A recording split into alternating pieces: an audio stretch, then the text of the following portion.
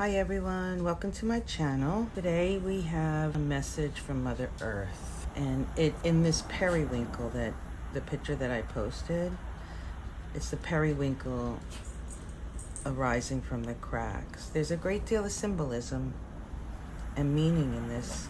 Take some time and look at it. I mean, really look at it, at that picture, and just sit with it. Observe the depth of the colors, the different shapes, the orientation of it, of the growth. I did some research and found the periwinkle, or vinca, is a symbol of hope and purity. It has healing properties. In the medieval times, ancient times, it was used to treat coughs, colds, diabetes, sore throat. It was used to heal lungs and eye infections. And the flower can be used to detoxify our body and cleanse it.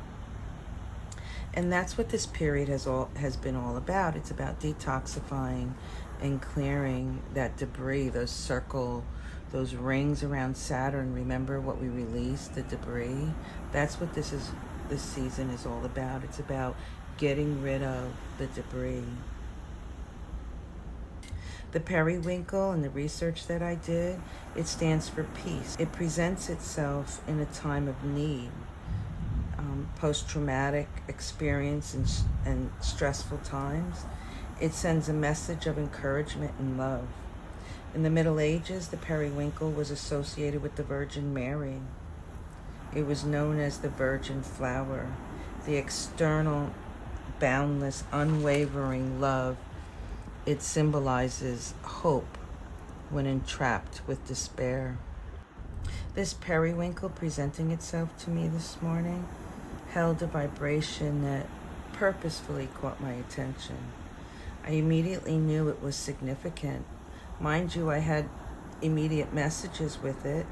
The first thing I had was that Scorpio full moon eclipse, where we cracked our hardened exoskeleton, our outer layers, exposing the newness, the tender inner parts of ourselves. Our foundations, those parts of our beliefs, shifted, exposing the potential of what was to come to be. We released what we no longer felt was useful. Remember the Saturn rings? The debris circling around our energy, and Jupiter pulling and tugging on those rings of debris to free us from the entanglements, the attachment, the harsh aspects of ourselves that we released. Jupiter is pulling on the debris, on that energy, to ultimately free us.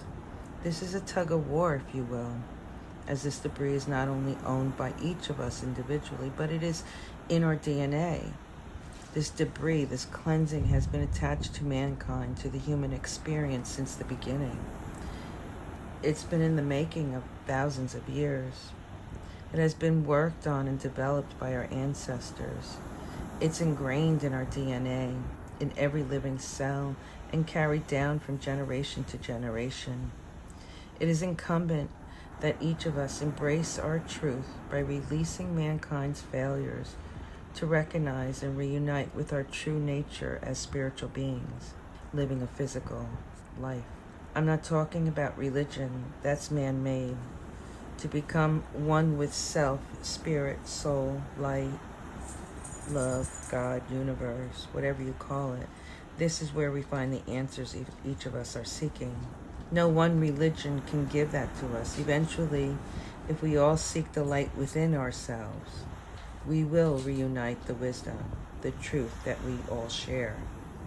The differences, the duality, the chaos and the destructive forces swimming around our earthly existence will dissipate. We will raise our vibration and experience our existence as it was meant to be, filled with unwavering love, joy, and peacefulness.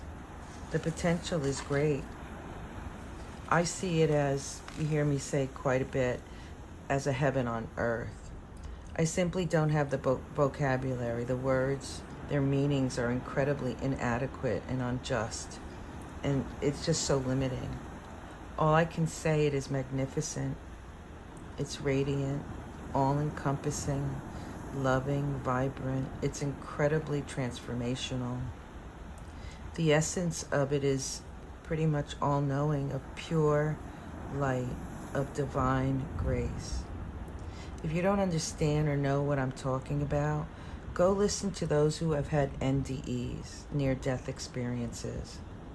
In fact, listen to many of them.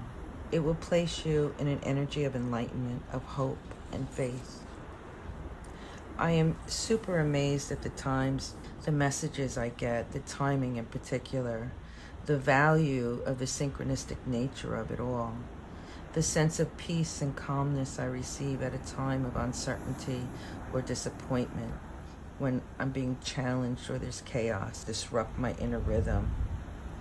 That whole SCOTUS ruling here in the States by overturning Roe versus Wade, well, that shook my peace. It shook my inner calmness, that I was having a difficult time putting myself together to do the tarot cards. The messages of the cards seemed muddled, sticky. They were unreachable, unobtainable in depth. They were pretty much superficial, if you will. I understand all too well that during, times like that, I just wait and take a siesta and basically go on a mental vacation. I let go and I let God. You know that saying? Jesus, take the wheel sort of thing? Well, that's basically what I do. I go play with no expectations. I retreat to do the things that ground me, that help me to laugh, to sing, to be joyful and fun-loving.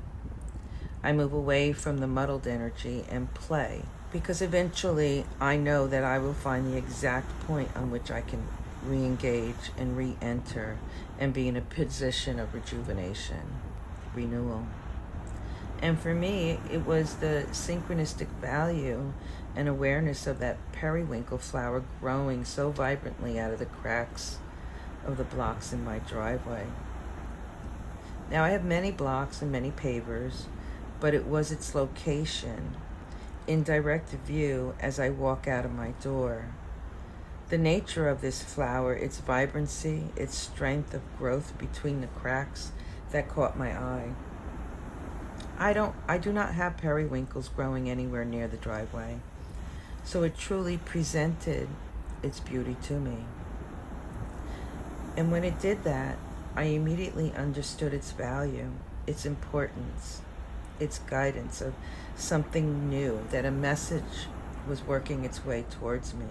I immediately took pictures of it and received messages, and as I always do in my practice, I began engaging with that energy. I understood quite well that this beautiful yet simple flower was to be the centerpiece of my collective reading for you all.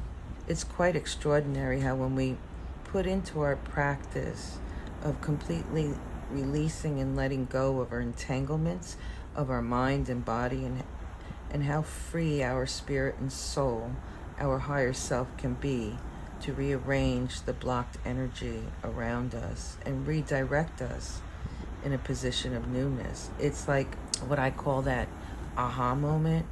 You're not expecting anything, just moving in and about in your day, and suddenly there it is, it with quotations. You recognize it like a long-lost friend you didn't even realize you had lost. This synchronistic aha point perks you right up, and the energy shifts and flows so effortlessly.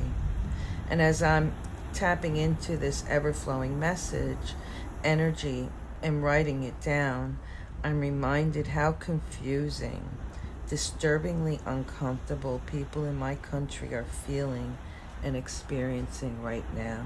The uncomfortableness, the hurt and disappointment of my government stripping rights away from women, and all the implications and potentiality of stripping any other established right away is just unacceptable. I'm not here to be political nor pass judgment on anyone. I am of the belief that it is not my duty nor my responsibility to judge another human being, not even myself. After a few days, I got the message that this is the result of that 40-year-old energy that we were to look at and release. We were not to act on it, just observe it, show it love and compassion, thank the universe for it, and to finally release it out to the universe.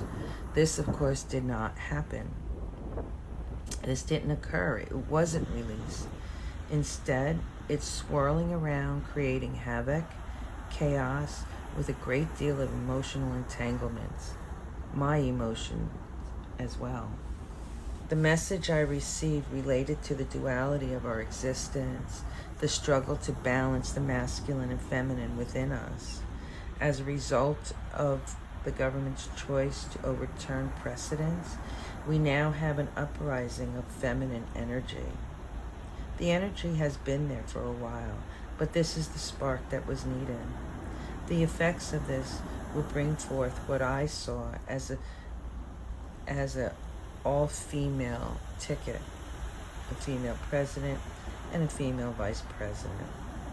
In fact, what I saw was the ultimate uniting, feminine energy uniting, with one being a Republican and the other being a Democrat. Now, the beauty in this is transformational, not only as women, but bring together the two-party system that we have here in the States. It's cause and effect. As the feminine energy becomes the dominant energy, we see the opposing energy, masculine, not wanting to release its debris. This is that Pluto energy giving rise to a rebirth. Jupiter pulling on the masculine energy, pulling as all this transpires. A flower of hope, a new beginning. The periwinkle, if you will, emerges from the grips of what was once a strong foundation to release itself and allow the truth of instability in that foundation to build and strengthen a new foundation that is sustainable. There is hope, there is purpose in all that's transpiring. There is a new flow of energy waiting to take root. Have faith.